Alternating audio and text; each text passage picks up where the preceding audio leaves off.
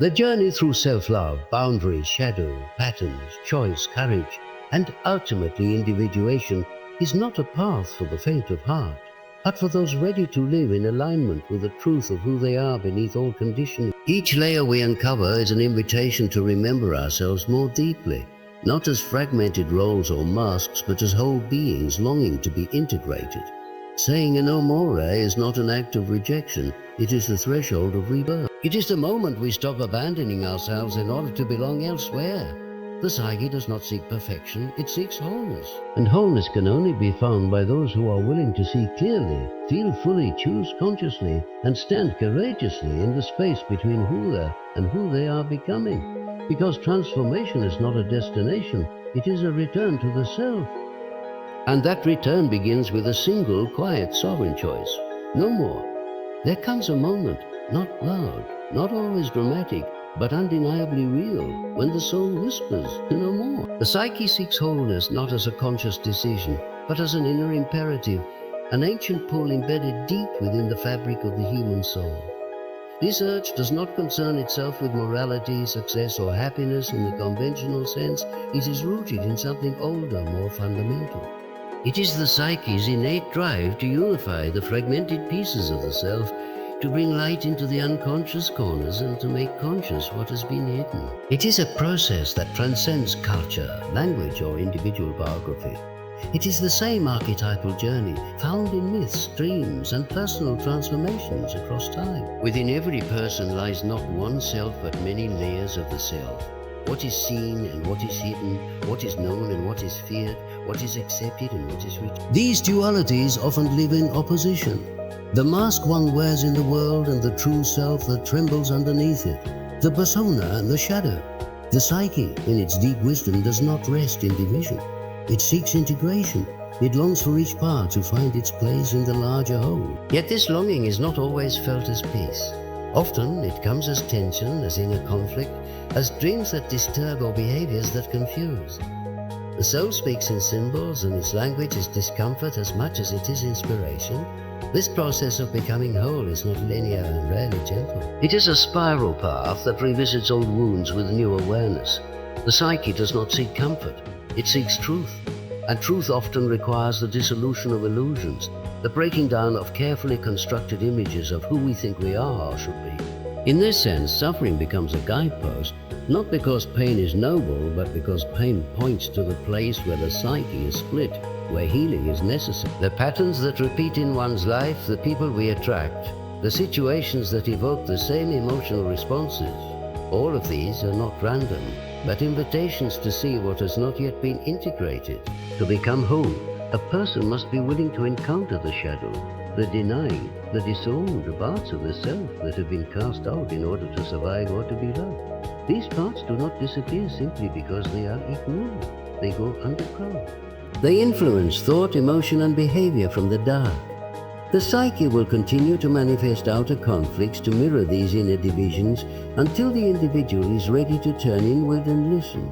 Wholeness, then, is not the triumph of light over dark or virtue over vice. It is the marriage of opposites. It is the capacity to hold contradiction, to carry complexity, to be both strong and vulnerable, clear and uncertain, generous and self-protective. The longing for wholeness often emerges during moments of crisis. These are moments when the old ways of being no longer work, when the mask begins to crack, when the job, the relationship, the identity can no longer contain the fullness of who someone is becoming. What was once sufficient becomes stifling. It is in this collapse that the soul speaks most loudly. And although it may feel like loss, it is also the beginning of authenticity. The psyche disrupts what is false so that what is true can emerge. It is not destruction for its own sake, but transformation through dismantling. Dreams often serve as messengers in this journey. In them, the unconscious reveals what the conscious mind resists. Symbols of death and rebirth, descent and ascent, conflict and reconciliation are common. These are not merely strange narratives, they are metaphors of the internal process. A dream of drowning may not signal fear of water, but of being overwhelmed by repressed emotion. A recurring figure may represent a disowned aspect of the self, something one needs to reclaim in order to be whole. The psyche communicates symbolically because the deepest truths are not easily spoken in rational language. They must be felt, experienced, embodied. Relationships also become mirrors in the search for wholeness. People are drawn to others who reflect the parts of themselves they cannot yet see. The attraction to someone mysterious, intense, or even difficult often points to a projection of the unintegrated self. In love, conflict, and vulnerability, the soul reveals its unfinished business. The person one resents or envies may carry a trait the self needs to develop or accept. The one who triggers the strongest emotions may be activating an unconscious complex. The psyche orchestrates these interactions not to punish, but to teach. It brings others into our lives to serve as catalysts for the inner work we are called to do. This path is both deeply personal and universally human. The stories of ancient myths echo the same psychological journey. The hero's call to adventure, the descent into the underworld, the confrontation with monsters, the retrieval of treasure, and the return home transformed. These are not just narratives of external events. They are maps of the inner world. Each person must undergo their own descent, must face their own dragons, and must find the courage to return not as who they truly are. The desire for wholeness is not an abstract idea, it is embodied. It affects the body, the emotions, the decisions we make, the way we live. When we live in alignment with the deeper self, there is a sense of coherence, of being grounded in something real. When we betray it, even unknowing, there is unease, fatigue, a feeling of fragmentation. The psyche knows when we are out of step with our truth, and it sends signals. The goal is not to eliminate these signals, but to heed them, to listen and respond. This is not a journey that ends. Wholeness is not a fixed state. It is a dynamic, evolving process. With each stage of life, new aspects of the self emerge and new integration is required. What was true at 20 may no longer serve at 40. The psyche continues to unfold, to reveal itself layer by layer, dream by dream, experience by experience. And each time we turn inward with honesty, each time we choose to see and include what was once rejected, we move closer to the truth of who we are. And while this path can be lonely at times, it is never without meaning. For in the search for wholeness, we do not only discover ourselves, we become a light for others. We model what it means to be real, to be whole, to live from the center of one's being. And in doing so, we help to heal not only our own lives, but the collective soul of the world. Boundaries are not merely rules we set with others. They are the invisible architecture of the self. They define where we end and others begin. In the psychological sense, boundaries are not walls to isolate, but membranes that allow interaction without invasion, connection without emission. When someone says, sets a limit or walks away from what harms them, they are not just protecting their time or energy. They are declaring who they are. Boundaries are acts of self-definition. They are the lines drawn not to keep love out, but to ensure that love, when it comes, meets us in truth. The need for boundaries begins early in life. As children, the first experience of saying a no is often met with resistance. Yet that small word carries immense power. It marks the birth of differentiation. It is the seed of the self emerging from the collective, the infant soul beginning to understand that it is not merely an extension of the mother, the family, or the environment. To be able to say, this is mine, that is not okay, I don't want that, not selfish. It is the language of a self coming into form. In a world where approval often feels like currency, many people grow into adulthood with blurred boundaries. They say yes when they mean no, they give more than they have. They tolerate what hurts. In doing so, they may gain temporary acceptance, but the cost is invisibility. Over time, the lack of boundaries erodes identity. One becomes whoever is needed, wearing masks, adjusting tone, shifting shape. And yet beneath this adaptation, the self waits. It waits to be seen, heard, felt, not just by others, but by its own consciousness. Because until boundaries are set, the self remains fragmented, undefined. When a person begins to set boundaries, it can feel threatening, not only to others, but to their own internal system. This is because boundaries disrupt patterns. They challenge unconscious agreements. If someone was always the peacekeeper, the giver, the compliant one, then choosing to speak up or walk away from dysfunction shakes the foundation of that role. But that disruption is necessary. For in breaking the pattern, something deeper is revealed. The shape of the authentic self beneath the performance. Setting a boundary often triggers guilt, shame, or fear. These emotions are echoes of earlier experiences. Times when asserting oneself led to punishment, withdrawal of love, or abandonment. The psyche remembers. It internalizes the message. Being true is dangerous. But the truth is, being untrue is more dangerous. It leads to disconnection, exhaustion, even illness. The body too knows when a boundary has been violated. It tightens, aches, becomes restless. The body is not separate from the soul. It is the voice of the unconscious made flesh. When a person begins to honor their limits, the body often relaxes, breath deepens, clarity returns. Boundaries are not ultimatums. They are revelations. They say, this is who I am. This is what I value. This is what I will allow into my life. They are not about changing others, but about choosing oneself. And when done from a grounded place, boundaries are acts of love, not only for the self, but for the other. They remove the toxins from the relational field. They invite honesty. They say, meet me in clarity or not at all. There is no manipulation, no performance, just truth. There is also a difference between reactive boundaries and conscious ones. Reactive boundaries come from fear, from woundedness. They are rigid, brittle, full of anger. They say never again, but from a place of defense, not discernment. Conscious boundaries, however, come from integration. They are rooted not in reaction, but in awareness. They are flexible, alive. They can shift as a person grows. A boundary is not a weapon. It is a compass. It helps navigate the world without losing oneself in it. Many spiritual traditions speak of oneness, of transcending the ego, of dissolving the self. But before one can transcend the self, one must first have a self to transcend. Boundaries are part of this formation. They provide the container in which the psyche can differentiate, evolve, and eventually integrate. It is not spiritual to be boundaryless. It is often a bypass of pain, a collapse into the collective, a surrender not to love but to avoidance. True spiritual maturity includes the ability to say no, with grace, with clarity, and with conviction. In relationships, boundaries deepen intimacy. They create a space where two people can meet, not as fused entities, but as sovereign beings. In this space, love is not transactional. It is sacred. It is not based on sacrifice or guilt, but on choice. Boundaries say, I will not lose myself to keep you. I will not abandon my soul toward your disappointment. And in doing so, they invite the other to show up in wholeness as well. There is a misconception that setting boundaries makes someone cold or distant. In truth, it makes them more available. When energy is no longer leaking into places where it is not respected, it becomes concentrated, vibrant. Creativity returns. Joy returns. The individual can show up fully, not fragmented, not resentful, but whole. And from this wholeness, connection becomes possible, not as dependency, but as mutual recognition. The journey of boundaries is also the journey of becoming. Each time a boundary is honored, the self grows more distinct, not in opposition to others, but in integrity with itself. And this integrity becomes a foundation, stable, enduring, alive.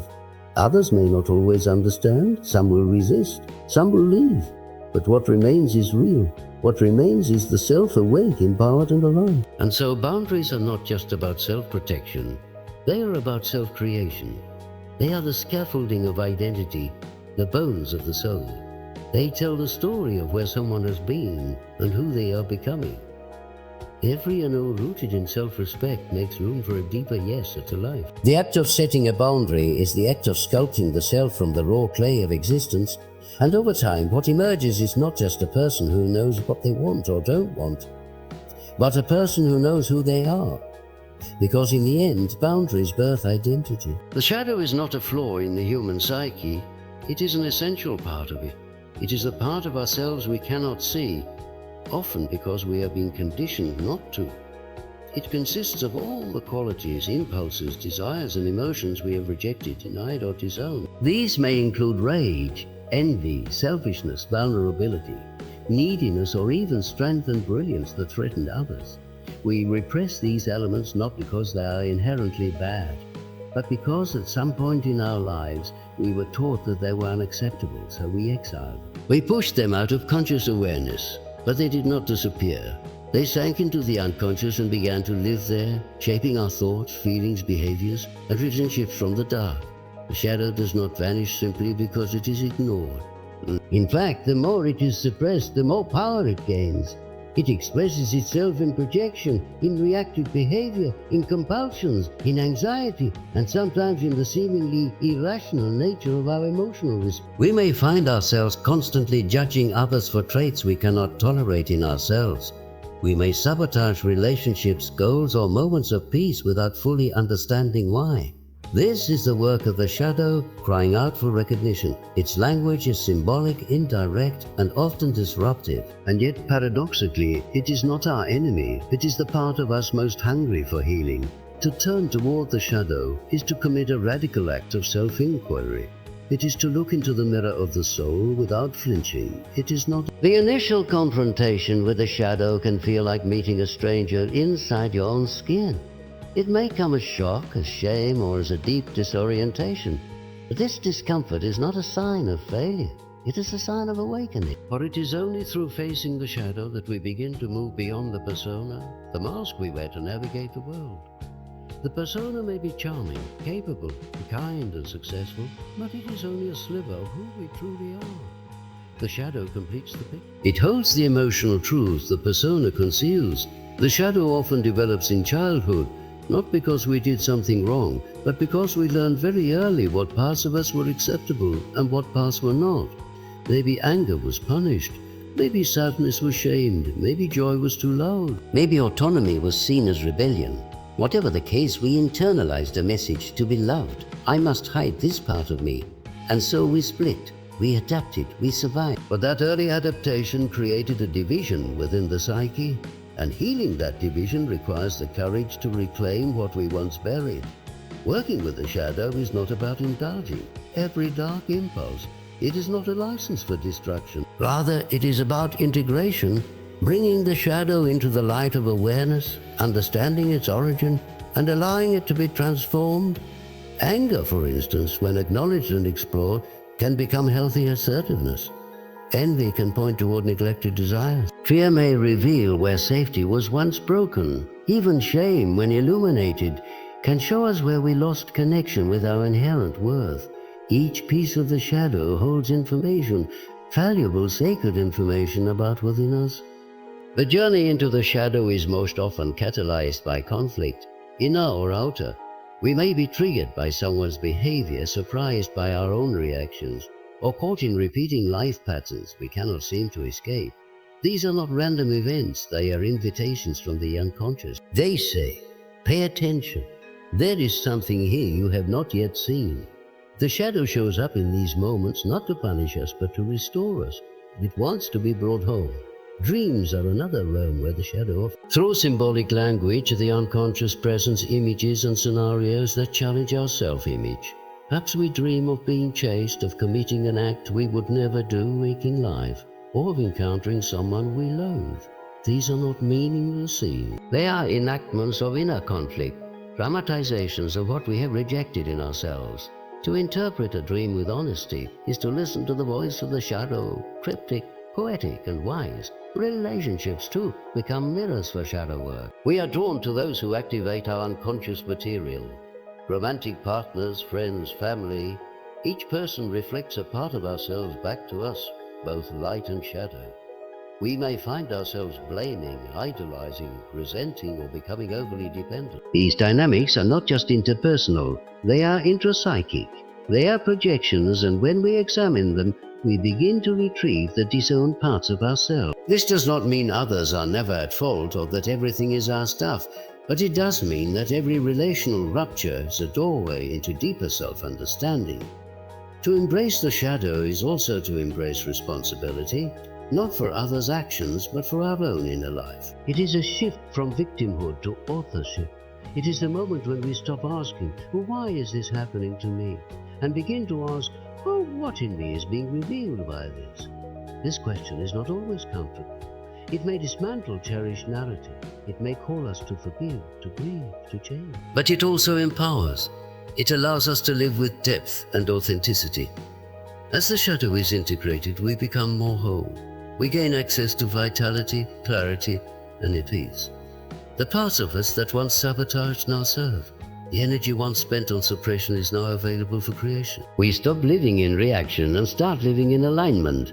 And perhaps most importantly, we develop compassion for ourselves. For when we know the depths of our own complexity, we are less likely to judge the darkness in others. We see their behavior not as who they are, but as a reflection of what they carry. We recognize their wounds because we have faced our own. This is not a one-time process. The shadow evolves as we evolve. Each new phase of life brings new layers to integrate. But the more we engage this process, the more natural it becomes. We begin to welcome discomfort as a sign of growth. We begin to interpret resistance as an invitation. We stop seeking to be perfect, and we start seeking to be real. The shadow in its raw form may seem frightening, but beneath its surface lies immense power. The power of authenticity, of creativity, of soul. The very traits we once feared or judged may become our greatest gifts when brought into the light. The rebel becomes the visionary. The outcast becomes the healer. The wounded child becomes the wise guide. And in this transformation we realize the truth. The shadow is not the problem. Denying it is. Because much of what we tolerate that harms us is tied to unconscious fears or wounds. Facing them reclaims power. Self-love is not a fleeting emotion that arrives on days when everything feels good. It is not found in indulgence, nor is it always accompanied by warmth or comfort. Self-love, in its truest form, is a realignment. It is a return to inner order, a recentering of the self back into truth after being pulled in countless directions by external demands and internal distortions. It is a practice not of feeling something nice, but of remembering who you are beneath the noise. We are taught from an early age that love is something earned. Through performance, obedience, likability, or perfection, we hope to receive affection and affirmation. This message runs deep, and over time it becomes internalized. As adults, we often direct this same conditional lens inward. We love ourselves only when we meet certain standards. When we succeed, look a certain way, act according to an ideal. The moment we fall short, that love evaporates. What remains is criticism, shame, or abandonment. This is not self-love. This is self-monitoring through the lens of performance. True self-love does not arise from perfection. It begins the moment we stop demanding. Real self-love is an alignment with the truth of our being, even when that truth is inconvenient, raw, or unresolved. It is the choice to turn towards self when we most want to turn away. It is saying, even now, I will not abandon you. This turning is not dramatic. Often, it's quiet. It happens in a breath taken before reacting, in a refusal to speak harshly to ourselves, in the decision to rest when the inner critic demands productivity. These small moments are acts of alignment. They say, I belong to myself first. The process of realignment often begins when something breaks. It might be a relationship that shatters, a career that no longer fits, or a moment of overwhelming anxiety that cannot be soothed in the usual ways. These experiences dismantle the false sense of self we have constructed. They bring us face to face with the parts of us that feel unworthy, unlovable, or invisible. In these moments, we can no longer perform wholeness. We must choose it. Self-love, then, becomes not a feeling of lightness, but a radical commitment to presence. To realign is to bring all parts of the self into communion. The confident and the insecure, the generous and the guarded, the forgiving and the enraged. There is no rejection in real self-love. There is discernment, yes, but not shame. The parts of you that have been buried, silenced, or pathologized are often the very parts that hold your deepest truths. Self-love invites them back into the circle, not to rule, but to be seen and integrated. This is not indulgence, this is liberation. The realignment of self-love often runs counter to social and cultural conditioning. In a world that rewards appearance over authenticity, doing over being, and self-sacrifice over self-respect, choosing yourself can feel selfish. It is not selfish, it is sacred. You cannot pour from an empty cup. And you cannot authentically give love if you are starving for it within. Self-love fills the well, not to isolate, but to overflow. It is from that overflow that we connect with others in truth, without resentment or depletion. Real self-love is not reactive. It is not dependent on others treating us well to emerge. In fact, it often begins precisely when others don't.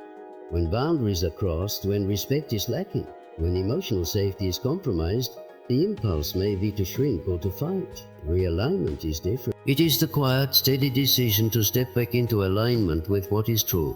It may say, "This situation is not aligned with my value," or "This dynamic is not nourishing my soul." It is not about winning or being right. It is about coming home. This homecoming is not always easy. It requires unlearning. Many of us have internalized voices that mimic the judgments of others. Voices that say we are too much, too sensitive, too needy, not enough. These voices are not the voice of the soul. They are echoes. To realign with self-love, we must question those echoes. We must ask, whose voice is this? And more importantly, is it true? Often we find that the harshest inner voices are borrowed. Returning to self-love means releasing them. It means making room for a new voice, one that is fierce, clear, and deeply kind. Self-love in realignment also includes accountability, not the shame-based kind that keeps us stuck, but the kind that says, "I will tell myself the truth and I will act accordingly." If we hurt someone, we take responsibility, not because we are unworthy, but because we are worthy enough to live with integrity. If we break our own trust by abandoning ourselves, we return, not with punishment, but with the resolve to show up differently next time. Realignment does not seek perfection. It seeks congruence. The body is a profound teacher of self-love. It carries all our stories, even those the mind has forgotten. When we listen to the body, its aches, its fatigue, its hunger for rest or movement, we are tuning into a deeper rhythm. To align with the body is to align with truth.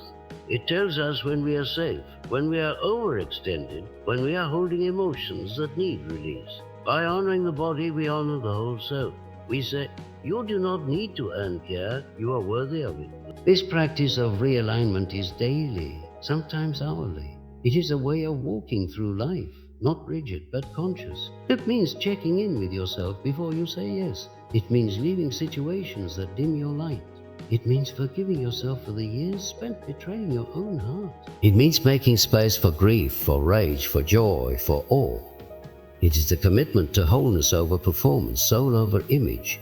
In this space of alignment, something profound shifts. We begin to attract different experiences, not because we are manipulating the universe, but because we are standing in our truth. We stop chasing people who do not see us. We stop engaging in patterns that drain us.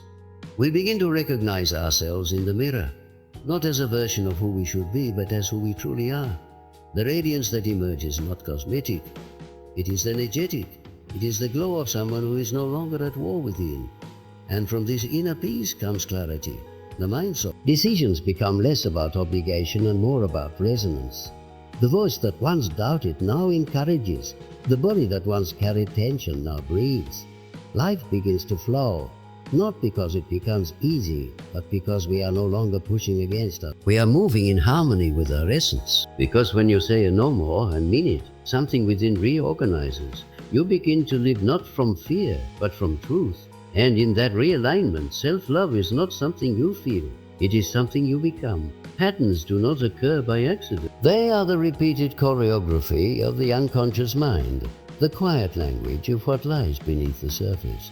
We tend to notice them only when they begin to hurt, when we find ourselves caught in the same kind of relationship, the same inner conflict, the same self-sabotage again and again. But long before they become visible, they are formed deep within.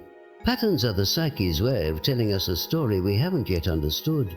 They are mirrors reflecting the emotional truths we have not fully faced, the lessons we have not yet integrated, and the wounds still seeking resolution. At their root, patterns are memory, emotional, psychological, even ancestral. They are formed through early experiences, especially those in which our needs went unmet or our expression was stifled. When something difficult happens in childhood, the mind doesn't simply move on. It adapts. It makes meaning. It learns what is safe, what is acceptable, what must be hidden. That meaning, often unconscious, becomes the blueprint for future behavior. A child who learns that love must be earned may grow into an adult who overgives. A child who felt unseen may gravitate toward environments where invisibility feels familiar. These patterns are not flaws. They are survival strategies. But what once protected us can later imprison us unless we bring it into awareness. The unconscious does not communicate through logic. It speaks in symbols and feelings and repetition. If a theme continues to arise, conflict in intimacy, fear of abandonment, chronic dissatisfaction, it is not a sign of personal failure. It is an invitation to go deeper. The psyche repeats not to punish but to reveal. It is attempting to resolve what was once left open. Until we understand this, we may blame others, or fate, or bad luck.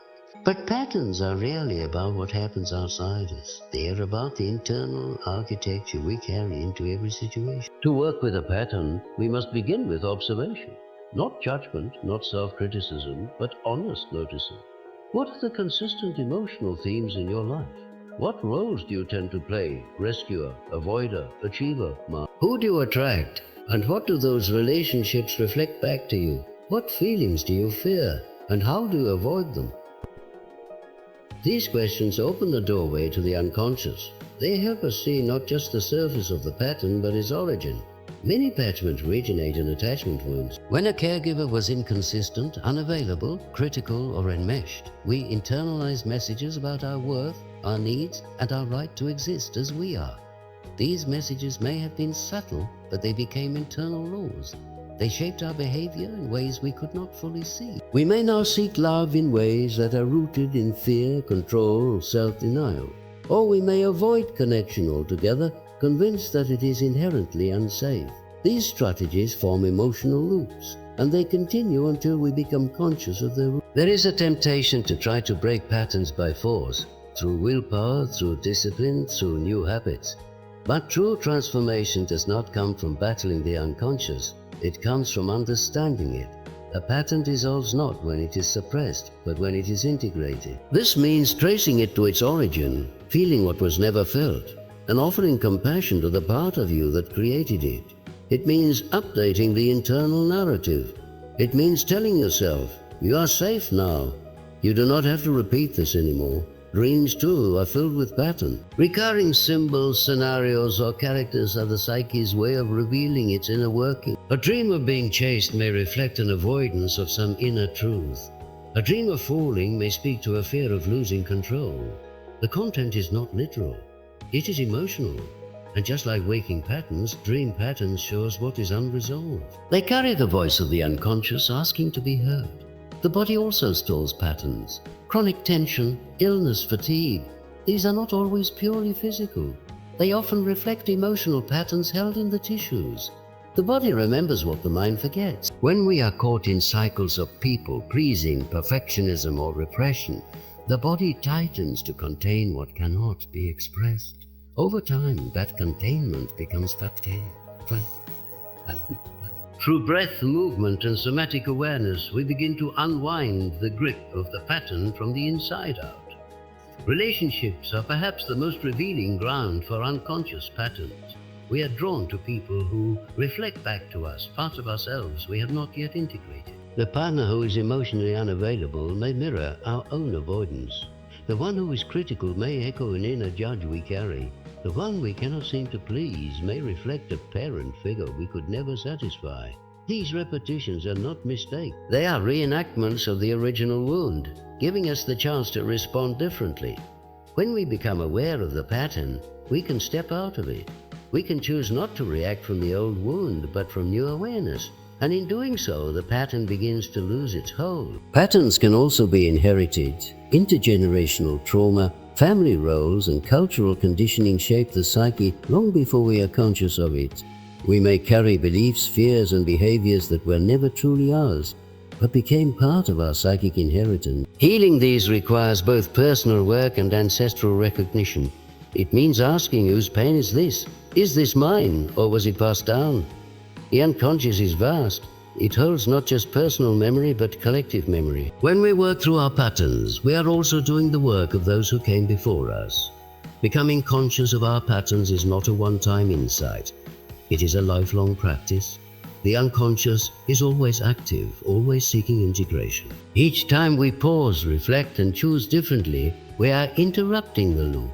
Each act of awareness is a turning point. Over time, we no longer live from compulsion. We live from choice. We no longer react blindly. We respond with intention. This is what it means to become psychologically sovereign, to no longer be governed by what we cannot see. But the process is not linear. We may find ourselves repeating an old pattern even after much inner work. This is not regression. It is a deeper layer being revealed. Healing happens in spirals, not straight lines. Each time the pattern arises, it brings with it another opportunity to meet ourselves with greater clarity, gentleness, and truth. We stop seeing the pattern as the enemy and begin to see it as the messenger. And eventually begin to understand these patterns were never meant to define us. They were a bridge from unconscious repetition to conscious realization. A way for the soul to find its voice in the language of daily life. A path back to ourselves. Because when self-love becomes something we become, the pattern breaks, not through force, but through realignment. Choice is the gateway to transformation, not because it offers immediate relief or guarantees certainty, but because it affirms the presence of agency in a life that often feels directed by unseen forces. In the realm of the unconscious, much of our behavior is repetitive. We act from familiar scripts, repeat inherited roles, and follow inner voices that are not our own. But in the moment of choice, real, conscious choice, we interrupt the loop. We introduce something new. That newness is not always comfortable, but it is alive. It is the beginning of transformation, not as an idealized destination, but as a lived experience of becoming. We often underestimate the power of choice because we confuse it with control. Control is rigid, defensive, built on fear. Choice, on the other hand, is rooted in awareness. It arises when we see clearly, when we recognize the internal mechanisms at play and decide to relate to them differently. The smallest shift in perception, when truly owned, can begin to rewrite an entire pattern. When you choose not to react in the same old way, not out of suppression but out of understanding, you activate the part of you that is free. That part may have been buried under years of conditioning, but it has never been destroyed. It simply waits for your return. Transformation begins not in dramatic decisions, but in quiet pivots. Saying no where you once said yes to stay safe. Speaking truth where you once kept silent to preserve harmony. Leaving the familiar when it no longer reflects your values. Each of these is a sacred act of inner movement. They are not always visible to the outside world, but within they change the landscape. They create space, and in that space something new can be born, something more aligned, more whole. Choice becomes powerful when it is connected. We cannot choose differently if we are not present to what we feel, what we fear, and what we truly desire. To be present is to step outside of autopilot, to question the momentum of habit, and to become intimate with the moment. This intimacy is not always easy. It often requires sitting with discomfort, but within that discomfort lies the raw material of change. Transformation is not about becoming someone else. It is about becoming more fully yourself. And that process requires truth. Truth is often hidden beneath layers of adaptation. Over the years, we shape ourselves according to what was expected or safe. We learn to choose what pleases others, what earns love, what avoids conflict. But these are not real choices. They are responses to survival needs. Real choice begins when we no longer need to betray ourselves to belong. When we recognize that our belonging must begin with the self. From that recognition arises the power to choose in alignment with what is real, not just what is familiar. Choosing transformation is not about discarding the past. It is about relating to it differently. We do not heal by pretending our wounds do not exist. We heal by choosing to meet them with compassion and curiosity. We choose to see them not as stains but as maps. The scar holds the story. And in choosing to understand that story, we loosen its grip on our future. The pain no longer dictates our behavior. The narrative no longer holds us captive. This is the freedom that emerges through conscious choice, the freedom to live from presence, not programming. There is a profound humility in choosing transformation. It requires us to let go of who we thought we were, who others told us we should be, and even who we wished we could become. It requires us to meet ourselves exactly where we are, and from that place take the next honest step. That step may not look heroic. It may be as simple as resting when we used to push, or reaching out when we used to isolate. Or saying, I don't know, when we used to pretend we did. These moments are not small. They are sacred because they come from a place of integrity. Transformation through choice is not linear. It does not follow a straight path. It spirals, moves in rhythms, circles back to old territory with new eyes. We may choose truth, then slip into silence. We may choose presence, then fall into distraction. But each time we return, the choice becomes stronger. It carves a new groove in the psyche, rewires the nervous system, and reorients us toward authenticity. The work is not to be perfect. The work is to be willing. To choose transformation is to step into a deeper relationship with the self, not the persona, but the soul. The soul is not interested in performance. It is not impressed by how well we conform. The soul speaks in longing, in intuition, in quiet night. And when we listen, it does not always lead us to comfort, but it always leads us to truth. To follow that truth is a choice that often costs us the approval of others, but gives us back our own presence. It is a choice to live awake. There's a myth that change must be forced, that we must discipline ourselves into becoming better. But the deepest changes do not arise from punishment. They arise from love. Not the sentimental kind, but the fierce love that refuses to abandon the self. This love does not excuse our harmful behavior, but it understands it. It holds it accountable while also offering it compassion. In that environment, transformation is not an obligation. It becomes a desire, a natural unfolding toward greater wholeness.